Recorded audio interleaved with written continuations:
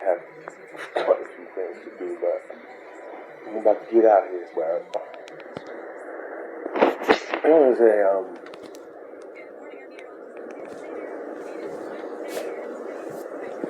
I'm not one of those people who be like, I don't care what people think about me. I don't care about what people feel like I look like, blah, blah, blah, all that shit. I actually do care about that because what I look like and how I'm perceived is important to me doing business and having relationships with people and shit like that.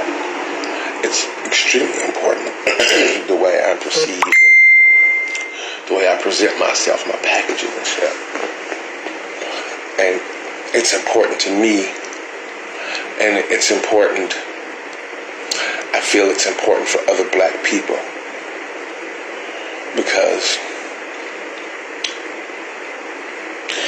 you know, I made a post about Meg Thee Stallion and I shared a post about Sha'Carri Richardson and shit, and you know, sometimes I don't want to get people riled up into thinking that I'm against them as people, because when people support people that they feel like represent them, and I've always, you know, people can make excuses for a lot of things, for things that don't make sense and stuff like that, and it's just because they're trying to protect who they are and the way they live their lives and shit like that. Like I said, Beyonce is extremely popular because I believe Beyonce makes being a classy hood rat seem nice and shit, like Mary J. Blige, you know what I'm saying? Like her, I'm not saying there's nothing wrong with these women, it's just they represent people of a subculture. And what I mean by that is people outside our communities, people internationally, and a lot of white people who don't personally know black people would think, because of pop culture and because of the internet and shit like that, that like Sha'Carri Richardson and Meg Thee Stallion are indicative of black women. It's not at all. Like they're a subculture. Like 70% of black women don't carry themselves in that way. You can just find huge pockets of those kinds of women in certain communities. Like you go out in Milwaukee and, you know, like I was saying last week and shit, you see them come out depending on what kind of establishment they're going to. It's like in Milwaukee, if somebody does something and the police be like, well, give me a description, and you be like, well, he had short, raggedy dreadlocks, he had golden teeth, he was wearing purple sunglasses, some really tight pants with glitter all over them, that would be half the city of Milwaukee. You know? And so my thing is like what I was saying about Meg, and what a lot of people don't understand is Meg don't dress the way y'all see her every day. Those are commercials. Those are advertisements for her music and whatever else she might want to sell. You know, Meg is basically selling her soul for success. I don't mind that. You know, Meg employs black people. Meg is an actual business at this point. And, you know, I believe in people doing whatever it is they need to do.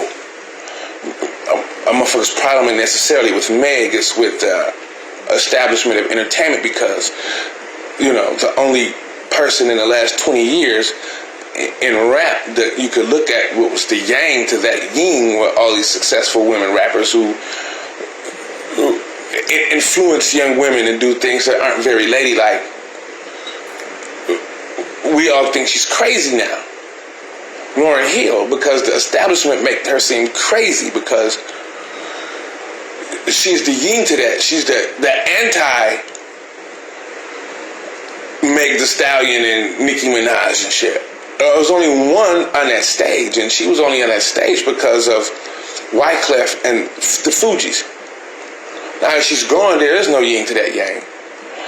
And we can't pretend the Ice Cube, E40, Too Short, SIBO, Spice One, Biggie, Pac, and all these other motherfuckers ain't influenced niggas to go to prison and die. We can't, we know that. We know that. When we go outside and we see bitches wearing these razzler suits and these fuzzy flip-flops and having Easter-colored hair and all of that shit, they didn't come up with that shit themselves. They're being influenced by people in the mainstream. Okay? So when you got a woman who's successful, these women see them being successful. And they see niggas like, ooh, I'll fuck the shit out of her, and she's getting this attention and shit. And women who aren't rich and successful, they will look at that shit and they will be like, ooh, I want to be like her. I want my hair to be like hers. I want to dress like her. Ooh, I act like her. And niggas out here used to tease me about it and shun me for it. And she's making it cool to be a female who's savage, who says she's ratchet, moody, acts a fool. That's fine that you do that. I mean, because it's entertainment. I understand that. Because I like one of my favorite lines Too Short ever said was, I'm that nigga you answer to. If I say bitch jump, that's what you do. Or bitch jumped in my car, asked me where we're going. I'm Shorty the pimp, bitch, you going hoeing. Too Short has always said, I've never pimped a bitch a day in my life. And he never has. And so, some people understand it's entertainment. Some people don't. But I also listen to KRS-One. I listen to Public Enemy. I listen to Poor Righteous Teachers. I love Grand Verbalizer. I think he's one of the top 5 lyricists ever from X-Clan. I've always had a yin to that yang. Like, I was taught in elementary school that Malcolm X was a troublemaker. And as a black man, that's what I thought until Public Enemy came out. And these are people who made it. High school dropouts was walking around wearing HBCU sweatshirts. We was wearing peace signs and black fists and African signs on our necks and shit like that. Pop culture made us do that. Pop culture taught us about black history. And that's when blacks were deciding on their own what the image of us was going to be, what was hot for us, what was hot for the streets. Blacks don't determine that no more. Blacks don't own and control black fucking record companies no more. They never own distribution companies. They've never owned video music channels. They've never sponsored concerts and shit like that. White people do. And I heard a white man giving a seminar, and he was talking about there was white-made music that was talking about anti-Semitic shit or, you know, anti-government shit. And radio stations was like, we'll never play that. And record company was like, we're not recording that shit. But they have no problem with broadcasting music that talks about killing black people and black women being prostitutes and only giving pussy to men who buy them bags and take them on trips and give them diamonds, and love and romance has nothing at all to do with that. They have no problem with putting that out there, but we're not finna show white people being anti-Semitic and anti-gay and anti-this and anti-that and talking about killing each other and being anti-government. We're not recording those kind of records. We're not distributing those kind of records. We're not making those type of music videos.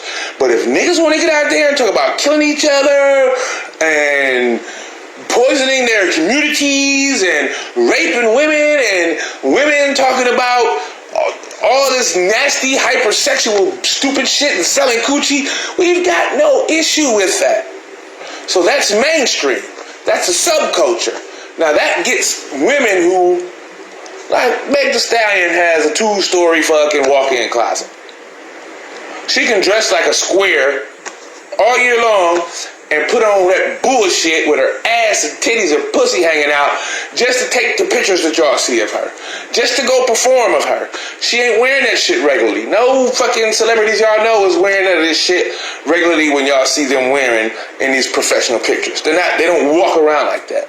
They have rich friends who ain't made money from shucking and jiving and acting like stupid motherfuckers. They know people who came up investing, investment properties, and tech shit and stuff like that. And their friends ain't dressing like that. Don't want them coming around to their functions looking like hip-hop monkeys. This is what people don't understand. But now you've got some girl on Burleigh, and that's her entire wardrobe. That type of shit. She ain't got a 2-story wardrobe like Meg Thee Stallion got. She is dressing like Meg Thee Stallion. She done went on ahead and got this cheap ass wig or done dyed her own hair some Easter color or some stupid ass shit, and she done took on the persona. She lives her lifestyle according to Meg's persona. And now you gotta walk around every fucking day looking like a hip hop monkey. Meg don't walk around looking like that. Meg's friends who know her know she don't act like that. This bitch is a semester or something away from being a fucking veterinarian. But she has no problem with convincing people who are laid that, yeah, this is me. All we do all day is fuck niggas and smoke weed and drink and go spend money and blah, blah, blah, blah, blah. No rich person stays rich by buying a bunch of bullshit or making foolish investments or spending money like that every day. These are acts. But again, we can't sit up here and act like that don't influence people. Women ain't came up out of the blue, I'm gonna color my hair turquoise, or wear a fucking spandex wrestling suit, or wear fuzzy flip-flops, or none of this bullshit. None of this bullshit. We walking around acting masculine. I'm a savage, calling niggas bro. I'm moody. It's hard for me to find a man because they got to deal with my attitude. They got to deal with you. They're not coming up with this shit on their own. They've been influenced by women who don't act like this. Now that's their lifestyle. They act like this to get money out of you. You act like this as a lifestyle. You dress like that as a lifestyle. And you're influencing my daughter and every other body fucker's daughters that's cool. This is the attention we want. Just like women who, take pictures and they be on y'all Facebook story with their coochie print, with their titties hanging out, with them poking their asses out. And they'll go to their page and they'll post where all the good niggas at. Fucking with women who don't show their coochie, who titties ain't falling out, who don't portray the best part of me is my ass. I can look at women pages on Facebook, and some of they shit be like, she funny and stuff. She's probably cool to hang around because she's got a good sense of humor because she posts comedy and shit all day. And there's women who, post business shit all day. They share their friends' business stuff. Then there's women who, for their profession, they have to go to all these events, this, that, and the other, and that's what they post. Then there's women who post club pictures all the time, them drinking all the time, them fucking showing their bodies all the fucking time. And men and women look at that. Men and women look at that and they make determinations and prejudge people about who they are because of what they do. And people are like, man, you can't tell who a person is from Facebook. Yes, I can if you take a selfies at home and your house a mess. I know you ain't worth shit at home. You're not domestic. I know if you're going live and you got kids jumping up and down in your back seat, you're a dangerous person. You ain't got your kids strapped down in their seatbelts. I know if you got 2,000 pictures on your roll and you got kids and 10 of the pictures is you with your kids having fun and 1,995 of them is you all out of town in the clubs and shit and having fun and kicking it without your kids. All your recorded memories are you having fun and your kids at home. Yes, I know that you don't fucking spend a lot of time with your motherfucking kids. I know if you got a fucking 2, 3, or 4-year-old and you dressing them like a grown-ass drug dealer, you got the wrong idea about what being a good parent is. You want to get your kids used to this fucking taste for this kind of shit that you can't even afford, and now your kid gets 18, 19 years old, and now you one of them people talking about don't put your kid out because they ain't got no plan. No, they ain't got no plan. All they plan on doing is buying purple sunglasses and glittery clothes. And guess what? They can't afford it. So what they gonna do? Selling dope and pussy for this fucking shit that you done got them the taste for. Being a parent ain't dressing your kids up in a bunch of expensive shit. That's not being a good parent. Being a good parent is your kids having an attitude that I'm worth more than these clothes. Look, I'm educated. I have morals. I say please and thank you. I know what I want to be when I grow up. I'm working towards that. I'm civilized. I don't embarrass my parents in public places. If your kids are like that, that's being a good parent. Being a good parent is you're not having to throw your kids out at 18 because they're ready to go. Because you prepared them for that moment. So when I see Meg Thee Stallion performing that song, and in the middle of the song, they're playing a clip of Malcolm X talking about how black women are the most disrespected and unprotected people in the country during the song, that gives no respect to black women. This song is disrespectful to black women. It's disrespectful to black women that she got 4 young black women behind her, bending over, wiggling their ass on network television and showing their coochie area in a song that says I'm ratchet, I'm moody, I'm everything a man should not want to deal with in a feminine, domesticated woman. There's nothing about the lyrics to that, the way she portrays, she acts, the way she's influencing black women to act, that says a man should want to share a house with this bitch, have a kid with her, try to be in business with her, or nothing. Like, this bitch is more man than me. I gotta deal with you? I gotta learn to deal with you being moody and being crazy and being ratchet and being sassy? And that be the problem with black women. All the roles dark-skinned black women be getting is the woman who's sassy and doing all this shit. Why? Because that's what they want to see. That's what international people think of black women. I go to Europe, they gonna be like, watch your pockets. Here goes American black. Somebody frisk him for a gun. I bet he got 10 kids he don't see. I bet he bought that necklace or those clothes with drug money. Because that's the portrayal of us. And like I said, I don't mind whatever people do in entertainment. And I've never seen anything on the internet that I don't think needed to be there. I don't care how gruesome, how disrespect, how whatever it is. That's culture, that's education. If they're showing a video of a motherfucker who walk around and rape babies, I want to see his face. I want to know where he be. I want to know what he be doing. So I can recognize this motherfucker so I can choke the life out of him if I see him in the neighborhood with kids outside playing. I've never seen anything on the internet that I didn't think would need to be there.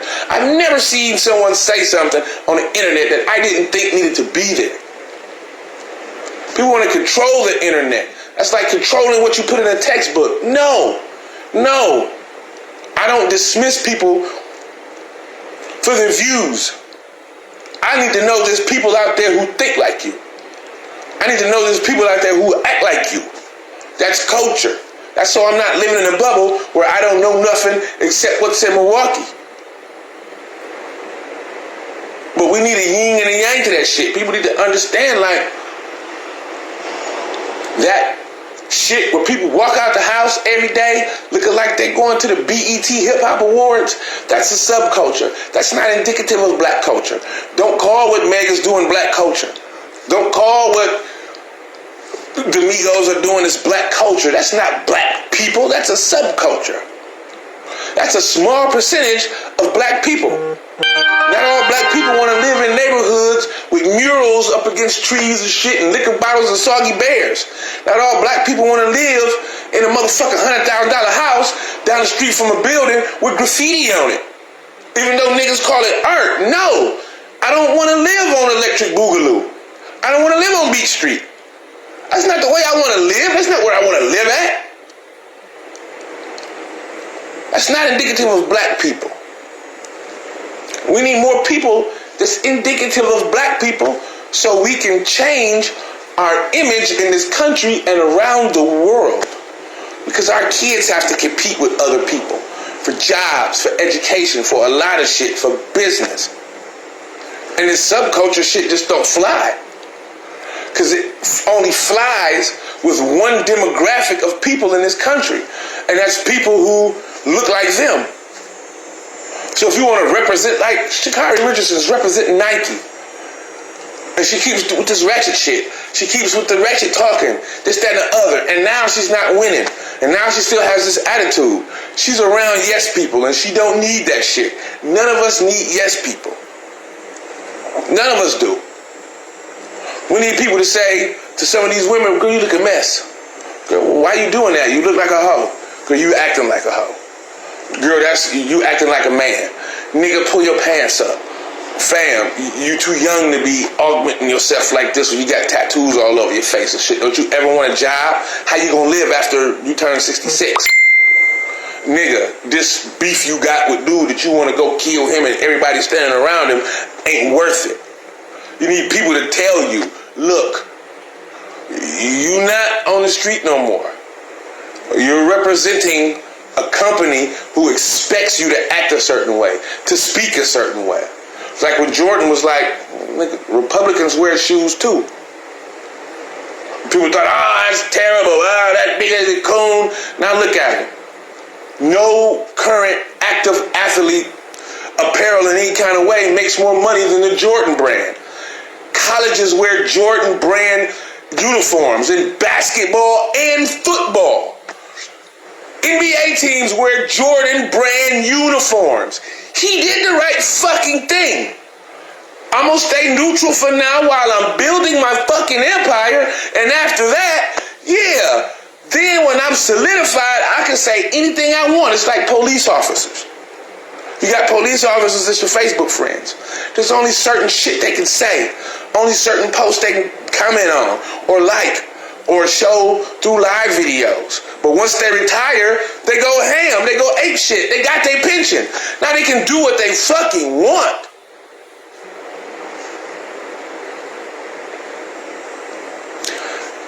It actually takes more of us to portray a certain image than the ones that we do have, because our subculture is too large. I would be scared for my kids to be looking like they're gangbanging or drug dealing or rap for a living, going to a place, trying to compete with a corporate job with someone who looks nothing like that. They're not going to win it, particularly if that other motherfucker ain't black. They already got the cards stacked against them. Sometimes the shit is just not worth it. Unless your ambition is a fire mixtape or a drug empire, then yeah, by all means, go ahead and do that shit. But sometimes you have to protect your image. You have to protect your package. You have to protect what people feel about you, what people know about you. I'm never going to be, I don't give a fuck about what people think about me. Of course I do. I want relationships that can help evolve my life.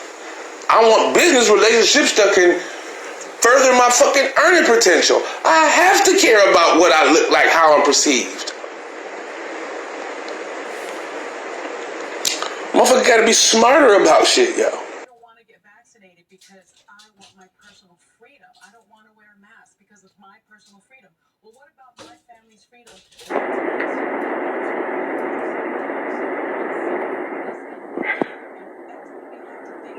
You know, the best thing about the goddamn road is classic rock. I love that shit.